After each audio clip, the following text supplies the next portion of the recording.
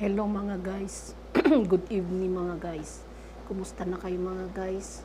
Ngayon lang ako makapag-vlog mga guys dahil sa busy rin po ang inyong lola guys. Dahil panay-panay ang meeting ko para rin sa aming pangkabuhayan guys. Ngayon guys, ang pag-uusapan natin guys ay tungkol sa corals o yung mga shells na maliliit. Pwede rin guys yung mga malalaki guys. Ganito po ang itsura ng coral o shell guys. Ito po. Kikita nyo ba guys? Yung maliliit lang. Ito guys. Ito ay may butas ng dati ito guys. Ibig sabihin shell na lampasan.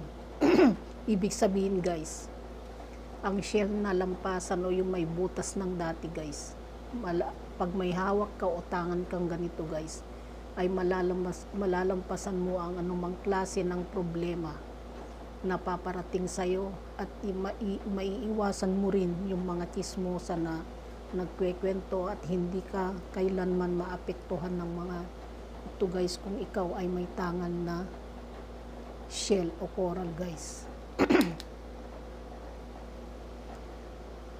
Ngayon guys,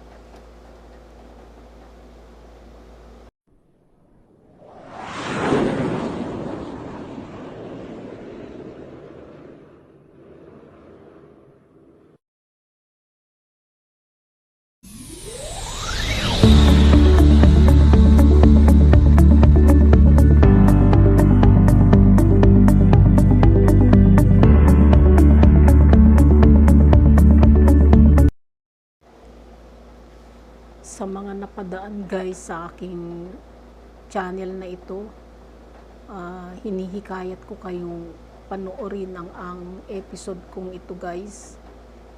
Sa mga naniniwala sa mga pampaswerte guys, manood kayo, pero sa mga hindi naniniwala at pilosopo sila at hindi nila kayang pakinggan o hindi nila gustong pakinggan ng mga ganitong bagay guys, pwede po kayong magpalit ng channel guys. Pasensya na kayo guys ha. Uso yata ngayon ng sipon at ubo na naman guys. Medyo naapektuhan na naman ang aking lalamunan guys. Ngayon guys, magpapatuloy na tayo guys.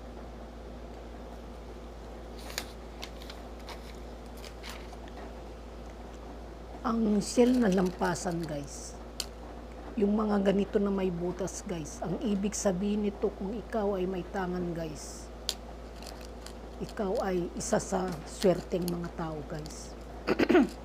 Dahil hindi nyo ba alam guys na ang shell na ito guys ay pampaswerte sa negosyo guys. Swertehin ka sa negosyo kung may tangan kang shell guys. Dahil ito ay nilikha na ng Panginoon na galing sa dagat. Kaya lahat ng mga nilikha ng Panginoon ay swerte sa buhay natin guys. Dahil ito ay galing sa dagat, ito ay pinamumugar o pinamamahayan ng mga diwata na galing din sa dagat guys. Kaya yung mga mahilig sa shell, huwag ninyong paglaruan lang ang shell o kaya itapon nyo yung mga pumupunta sa dagat guys. Dahil ito ay isang kamalasan guys. Malay nyo ang mga shell na ito ay may nag-aalaga, may nagbabantay.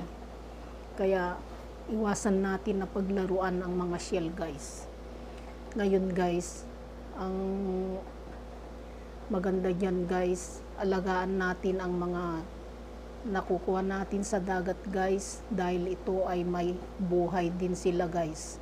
Din niyo ba alam guys na ito ay lumalaki guys. Kaya yan ay may mga tangan-tangan silang pampaswerte guys, kung alam nyo lang silang alagaan guys. Ang mga coral guys ay inaalagaan ito guys ng gaya ng kung ikaw ay nakakuha na ng mga coral guys, alagaan mo ito sa tubig ulan, ibabad mo siya guys. O kaya kung walang tubig ulan, kumuha ka ng deep well, lagyan mo lang ng konting asin guys, dahil ang pinamamahayan ng mga shell na yan ay maalat, galing sila ng dagat guys. Naintindihan ba natin guys ang mga pampaswerteng ito guys? Kaya lahat ng ito guys ay binigay ng Panginoon upang ating silang alagaan, para maging pampaswerte at gabay natin sila guys. Ang nasa taas pa rin ang ang naglalang sa kanila guys, kaya wag nating panalanginan ang mga pampaswerte natin ito, kundi ito ay humiling lang tayo na tayo ay bigyan nila ng swerte, maging swerte tayo sa anumang negosyo. Kung nagsusugal ka, dahil ito ay pwede din guys, pero hindi ko pinapayo sa inyo guys na magsugal kayo, dahil yan ay bad guys, di ba? Ngayon guys, humiling kayo sa Panginoon na itong pampaswerte nyo ito ay bigyan niya ng gabay, bisa at kapangyarihan para ito ay tumalab sa inyo guys. Pero hindi hindi ibig sabihin na hindi kayo gumalaw guys, dahil lahat ng mga tao ngayon ay naghihirap din, pero mas maganda guys na may pampaswerte tayong dala, di ba guys? Wala namang mawawala sa atin, dahil ito ay ibigay ng may kapal. Sila ang naglalang sa lahat ng mga bagay sa dagat o yung mga pananim, silang lahat, tubig, ganyan siya ang naglalang guys. Kaya walang masama kung tayo ay maniniwala sa mga pampaswerteng ito guys. Magpapatuloy tayo guys. Ang shell guys ay pampaswerte din ito sa sugal guys. Dalhin ninyo ang inyong shell o yung coral, ilagay ninyo sa pouch na pula guys. Ilagay nyo sa kanang bulsa nyo. Pag magsusugal kayo o anumang tatayaan ninyo, ay humiling kayo sa coral guys. Pero hindi ko po sinasuggest na magsugal kayo. Yun lang kasi guys, yun ay pampaswerte rin sa sugal. Kung may negosyo kayo, online man ito o sa store ninyo, ilagay lang ito sa pouch na pula at ilagay nyo sa perahan ninyo guys. Yan po ang may sasuggest ko sa inyo. At bago nyo ilagay ito, ay humiling muna kayo guys sa silangan na bigyan kayo ng swerte. At dahil ang shell na yan na nagbigay sa inyo ng swerte, ay tuloy-tuloy na customer ang dadagsa sa inyo guys. At dadami ang inyong customer, dadami rin ang inyong benta guys. Ngayon, ang pangalawang tulong ng shell na ito guys, dahil siya ay lampasan guys, yung may butas guys. Ang ibig sabihin ng lampasan guys, lahat ng problema mo, malalampasan mo guys kung ikaw ay may tangan-tangan na shell. Ibig sabihin, kung may problema ka, kayang-kaya mo siyang lampasan, at ito ay makakatulong sa iyo, dahil magiging swerte ka, dahil lahat ng problema mo ay malalampasan mo, o kaya hindi mo mararanasan na ikaw ay maghihirap, at ito ay kayang-kaya mong lutasin guys. Yun ang ibig sabihin ng lampasan na shell guys. Kaya lagi kayong magtangan ng shell guys ha. Hindi nyo ba alam na ang shell guys ay pampaakit din guys, di ba guys? Nagtatangan din ako ng shell guys, pero hindi ko alam kung nakakaakit din ba ako. Hindi natin malalaman yan guys, kundi sa mga katabi lang natin o yung mga nakakakilala lang ang nakaka-discover niyan guys, hindi tayo. Dahil binibigyan niya tayo ng appeal. Di ba guys? Ganda, malakas ang ating karisma. Hindi lang sa customer. Hindi siya sa mga kalalakihan, malamang guys. Pero hindi ko sinabi na kung may asawa ka na pumatol ka sa iba, bad dyan guys. Okay lang kung ikaw ay walang asawa, pero isa lang dapat guys, di ba? Di ba guys? Ngayon, ang kasunod niyan guys, ikatatlong tulong ng Shell guys. Alam nyo ba yung mga chismosa guys? Yung mahilig magchismis guys. Yung dada ng dada, salita ng salita sa iyong likuran. Hindi mo ba alam guys, inggit lang sila sa iyo guys. Kaya pinag-uusapan kanila. Ang malala pa dyan guys, pag nakapagsalita sila ng hindi maganda, o kaya naisumpa kanila, ayun ang malala guys. Alam mo, tatalab talaga sa iyo yan guys kung hindi ka marunong manalangin. Hindi ka nagdedebosyon. Alam niyo ba guys, yung debosyon, araw-araw na manalangin ka, humingi ka ng tawad. Yan guys, pampalakas yan ng hindi ka tatalaban ng anumang sumpa o anumang salita ng kapwa mo na masama. Hindi ka matatalaban guys. Marami pa kayong malalaman guys sa akin kung patuloy kayong manonood sa aking channel guys. Dahil ganyan din ang nararanasan ko noon guys, pero ngayon parang lumuwag ako guys. Lumuwag ang aking pakiramdam, lumuwag ang aking buhay dahil patuloy akong nananalangin na sana hindi ako talaban ng mga sumpa ng mga negative na salita, negative energy na hindi sila makalapit sa akin at sa aking pamilya. Dahil patuloy akong nananalangin guys. Kasi guys, alam ninyo, yung dila ng mga tao guys, yan ang malala guys. Grabe. Grabe guys. Kasi yung dila nilang masama guys, pag bumuka ang kanilang dila, nakapagsalita sila ng masama, na binanggit nila sa'yo, talagang tatalab sa'yo yan guys.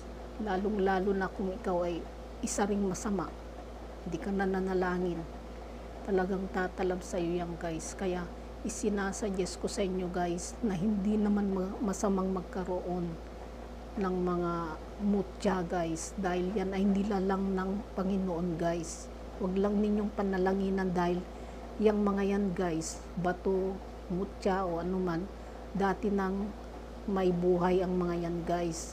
May kanya-kanya na silang swerte o bertud na dala. Nasa sayo lang na nilalang kung paano mo siya gagamitin guys. Diba guys? Naniniwala ba kayo sa ganun guys? Sa Panginoon pa rin tayo manalangin, humingi ng swerte. Yun lang, hilingin natin na yung hawak natin na bato o anumang bertud o anumang pampaswerte ay bigyan niya ng bertud para maging swerte kayo guys. Ganun guys yun. Ganun ang pampaswerte guys. Marami pa tayong pampaswerte guys. Maniwala kayo sa akin guys.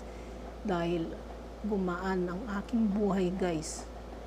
Nung ginamit ko lahat ang mga pampaswerteng ito, inaalagaan ko sila. Kahit mga bato guys, ibinababad ko yan. Alam nyo ba, pumupunta ako sa dagat guys, sa mga ilog na may mga mga batis, ganyan. Doon ako kumukuha ng tubig para ibabad ko lang ang aking mga alagang shell o kaya mga bato guys. Kaya I strongly suggest na kumuha kayo ng pampaswerte nyo, lalo na sa mga panahong ito guys. Maraming mga taong, hindi ko naman sinasabi guys, pero napapansin ko, maraming mga taong inggit sa mga ginagawa natin. Ginagawan tayo ng masama, ng kwento na hindi naman totoo guys. 'Di ba? Ang hirap ng ganun guys, yung pinagbibintangan tayo na tayo ay masama. Hindi nila alam na kung ikaw ay may hawak na proteksyon o kaya mga pampaswerte. Hindi nyo ba alam guys na sila yung magpoprotekta sa inyo guys? Dahil yan ay bigay sa inyo ng Panginoon, sila ang magpoprotekta sa inyo. Maniwala kayo sa akin guys. Imbis na tatama sa inyo, ang mangyayari niyan guys, tatama muna sa hawak ninyong pampaswerte. Doon sila tatama, hindi sa inyo. Ganun guys. Kaya ang mangyayari guys, babalik sila doon sa gumawa ng masama sa inyo. Pero hindi ko sinasuggest guys. Sorry guys. Makati talaga yung lalamunan ko guys. Iinom ako mamaya ng lemon guys. Miss ko na kasi kayo guys kaya nagsalita muna ako guys. Ngayon guys, tuloy natin. Saan na ba tayo guys? Kailangan natin magkaroon ng sarili nating mga pampaswerte guys. Sinasuggest ko sa inyo yan guys, hindi yan masama. Dahil sila ay may sarili na silang buhay ang mga yan guys. Yung mga bato na yan. Lumalaki sila yan guys. Alagaan nyo lang sila at mag-wish kayo sa kanila. Ibibigay nila sa inyo ang inyong gusto guys.